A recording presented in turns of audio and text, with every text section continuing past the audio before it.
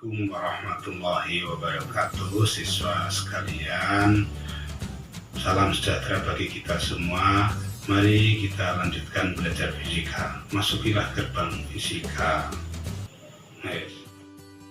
Siswa sekalian, mari kita lanjutkan belajar fisika atau mempelajari kehidupan alam ini. Kita lanjutkan materi resistor, induktor, kapasitor pada rangkaian AC. Artinya resistor, kapasitor, dan induktor itu dirangkai secara seri. Secara paralel akan dibahas pada level tingkat tinggi selanjutnya. Kalau rangkaian resistor, kapasitor, dan induktor itu digabung seri, maka jumlah hambatan totalnya atau reaktansi induktif, reaktansi kapasitif, dan resistif digabung menjadi satu, maka disebut dengan impedansi. Adapun besaran impedansi dapat ditentukan dengan diagram fasor. Fasor adalah besaran yang mempunyai besar dan arah. Bedanya dengan vektor adalah arah fasor berubah-ubah tergantung waktu pada rangkaian.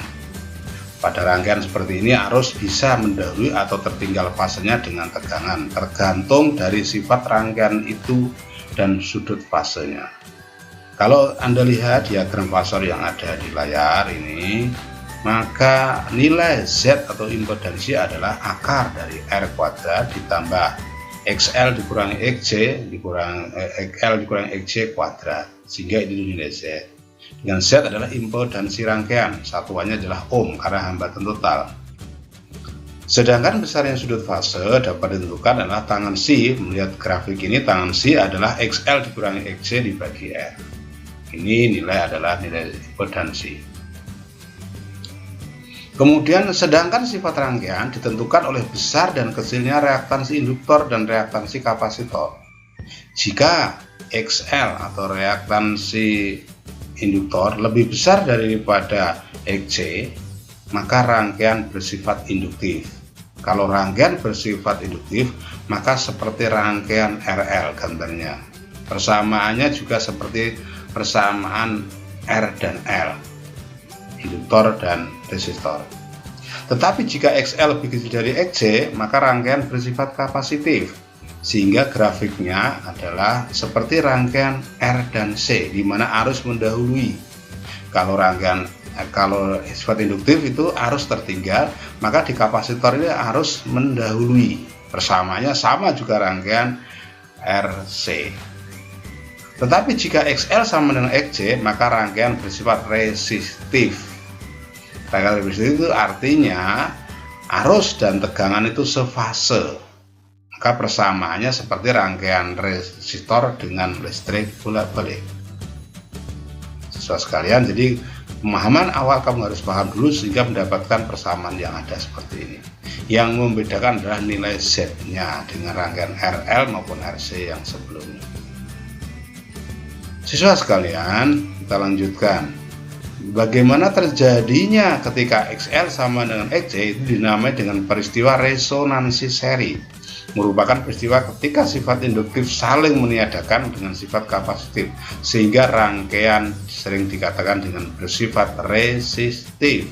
XL sama dengan XC, kalau dimasukkan persamaan Z, itu Z-nya sama dengan R. Maka kalau dijabarkan, XL sama dengan XC, XL omega L, XC per omega C. Sehingga diturunkan sesuai persamaan, maka akan mendapatkan persamaan frekuensi 1 dibagi 2 pi akar LC. Siswa sekalian, kita lanjutkan. Bagaimana penerapan hukum ohmnya pada rangkaian? Hukum ohm pada rangkaian jadi 4 persamaan. Pertama, ketika tegangan, maka V hukum ohmnya adalah V sama dengan I kali Z.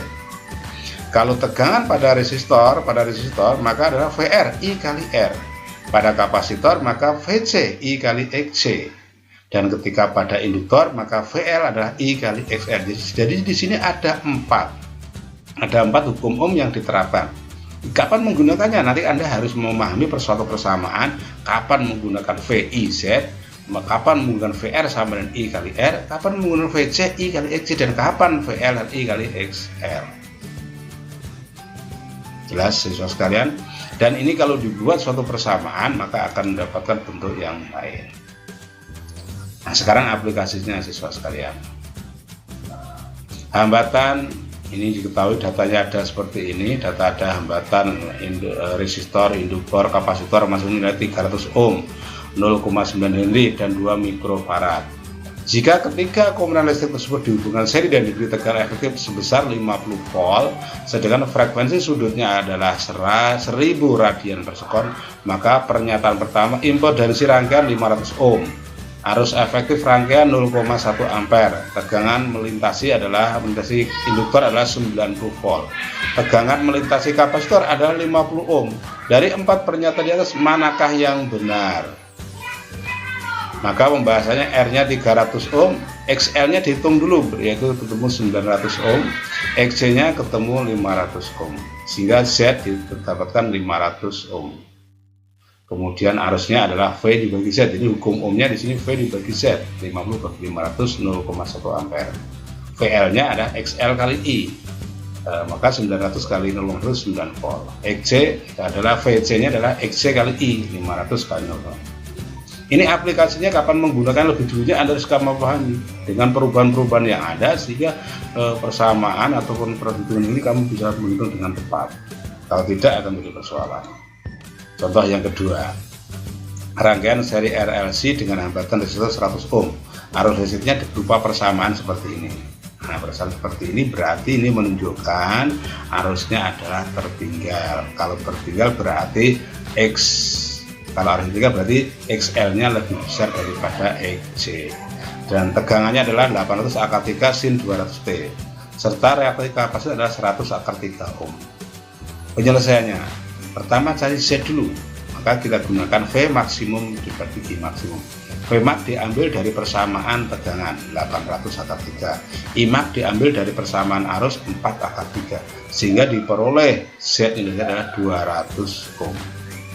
Kemudian dimasukkan reaktansi, berapakah nilai reaktansi induktifnya, dimasukkan ke persamaan Z sama dengan akar R kuadrat ditambah XL kurangi XC kuadrat.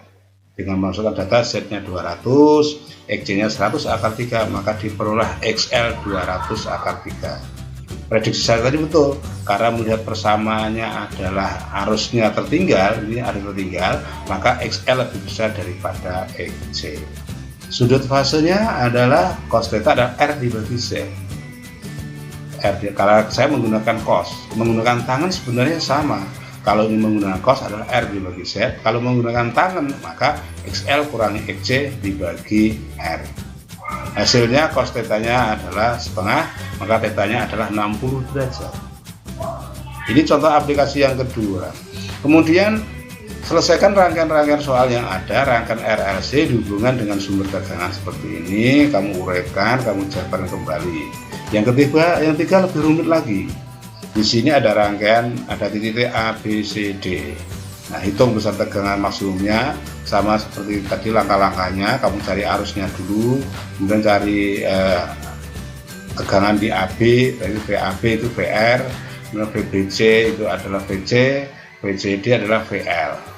Kemudian kalau VAC itu berarti RC. Kemudian kalau VBD berarti VLC. Demikian siswa sekalian, rangkaian penjelasan mengenai rangkaian listrik AC RLC. Nah, kalau nanti dalam perkembangan selanjutnya itu ada daya listrik, maka ada daya nanti ada pakai faktor daya, itu dipelajari sendiri kaitannya dengan faktor daya. Faktor daya akan ini ada nilai daya sungguhnya itu P sama dengan I efektif kuadrat kali R. Itu faktor daya, itu akan nilai daya sesungguhnya. Demikian siswa sekalian, cukup rangkaian listrik bola balik, pada endingnya adalah sesungguhnya rangkaian itu adalah rangkaian RLC.